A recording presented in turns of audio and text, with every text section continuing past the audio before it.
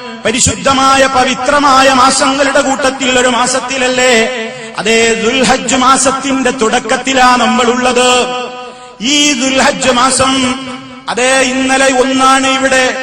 ഇന്നലെയാണ് ഇവിടെ ഒന്നായി പ്രഖ്യാപിക്കപ്പെട്ടത്. ഇനി മുതൽക്കുള്ള ആദ്യത്തെ 10 ദിവസങ്ങൾ എത്രത്തോളം സഹോദരീ നമ്മൾ സൽക്കർമ്മങ്ങളെ കൊണ്ട് ധന്യമാക്കേണ്ട ദിവസങ്ങളാണ്. അല്ലാഹുവിന്റെ അടുക്കൽ നമുക്ക് ധാരാളമായി നന്മകൾ വാരിക്കൂട്ടാൻ, സ്വർഗത്തിലേക്ക് നമുക്ക് സീറ്റുറപ്പിക്കാൻ പറ്റിയ പ്രവർത്തനങ്ങൾ ചെയ്തു കൂട്ടാൻ ഏറ്റവും വലിയ സന്ദർഭത്തിലൂടെയാണ് കടന്നു പോകുന്നത്. പല സഹോദരങ്ങളും അശ്രദ്ധരാകുന്ന ദിവസങ്ങളാണ്.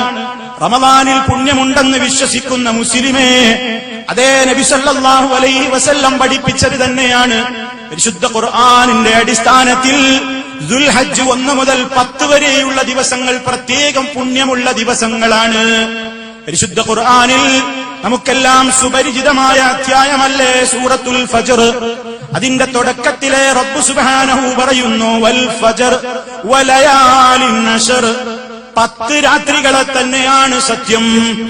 അതേ മുഫസ്സിരീങ്ങൾ അവരുടെ തഫ്സീറുകളിൽ രേഖപ്പെടുത്തുന്നു, ഏതാണ് ഈ 10 ദിവസങ്ങൾ, ഏതാണ് ഈ 10 ദിവസങ്ങൾ എന്നതുകൊണ്ട് ഉദ്ദേശിക്കപ്പെടുന്നത്?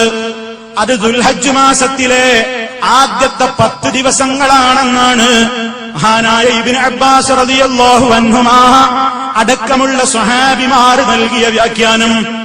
എന്താണ് ഈ ദിവസങ്ങളുടെ പ്രത്യേകത?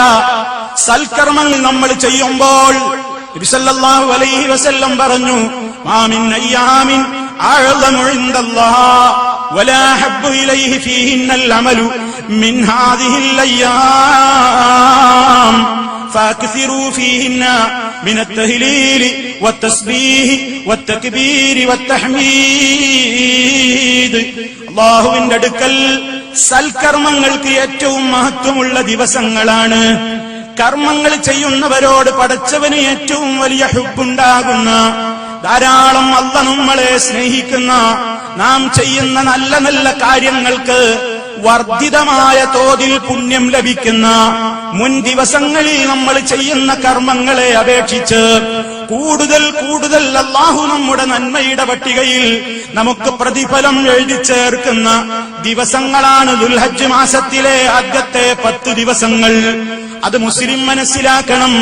ജമാഅത്ത് നമസ്കാരങ്ങളിൽ പങ്കെടുത്തുകൊണ്ട്, നിസ്കാരം അതിന്റെ സമയത്ത് തന്നെ നിർവഹിച്ചുകൊണ്ട്, സുന്നത്ത് നിസ്കാരങ്ങൾ അതേ കൃത്യസമയത്ത് തന്നെ വർദ്ധിപ്പിച്ചുകൊണ്ട്, രാത്രിയിലെ നമസ്കാരവും അതുപോലെ തന്നെ ചിട്ടയോടെ നിർവഹിച്ചുകൊണ്ട്, പരിശുദ്ധ ഖുർആൻ ധാരാളമായി ഓതൽ അധികരിപ്പിച്ചുകൊണ്ട്, അതുപോലെ ദിക്റുകളും ദുആകളും സ്വലാത്തുകളും തസ്ബീഹുകളും, അങ്ങനെ എന്തെല്ലാം നന്മകൾ നമുക്ക് ചെയ്യാനുണ്ടോ അവിടുന്ന് പറയുന്നു, ഈ ദിവസങ്ങളിൽ ഫാക്സിറൂ, ആകയാൽ നിങ്ങൾ അധികരിപ്പിക്കണേ, ഫീഹിന്ന, ഈ ദിവസങ്ങളിൽ, ദുൽഹജ്ജിലെ ആദ്യ നാളുകളിൽ നിങ്ങൾ വർദ്ധിപ്പിക്കണേ മുസ്ലിമീങ്ങളെ.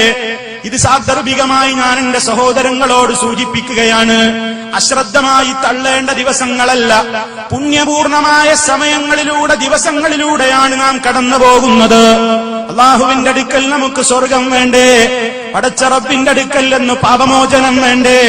അവനിൽ നിന്ന് നമുക്ക് അവന്റെ തൃപ്തി കിട്ടണ്ടേ? മഹാന്മാരോടൊപ്പം സ്വർഗത്തിലെത്തണ്ടേ?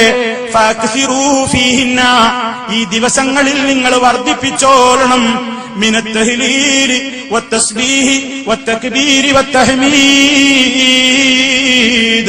നിങ്ങൾ ലാ ഇലാഹ ഇല്ലല്ലാഹ് സുബ്ഹാനല്ലാഹ് അല്ലാഹു അക്ബർ അൽഹംദുലില്ലാഹ് ദിക്റുകൾ നിങ്ങൾ വർദ്ധിപ്പിച്ചോളണം. ഒരു മുസ്ലിമിന്റെ ജീവിതത്തിൽ രാവിലെ എഴുന്നേൽക്കുന്ന സമയം മുതൽ ദിക്റുകൾ തുടങ്ങുകയാണ്. രാത്രി അവൻ ഉറങ്ങുന്നത് വരെ ചൊല്ലാനുള്ള ദിക്റുകൾ മഹാനായ നേതാവ് നബി സല്ലല്ലാഹു അലൈഹി വസല്ലം പഠിപ്പിച്ചു തന്നതുമാണ്. ഞാൻ എന്റെ ഉമ്മമാരോട് പറയട്ടെ, വീട്ടിൽ കുടുംബനാഥകളല്ലേ നിങ്ങൾ, ഗൃഹനായികകളല്ലേ നിങ്ങൾ, നിങ്ങളോട് നിങ്ങളുടെ മക്കൾ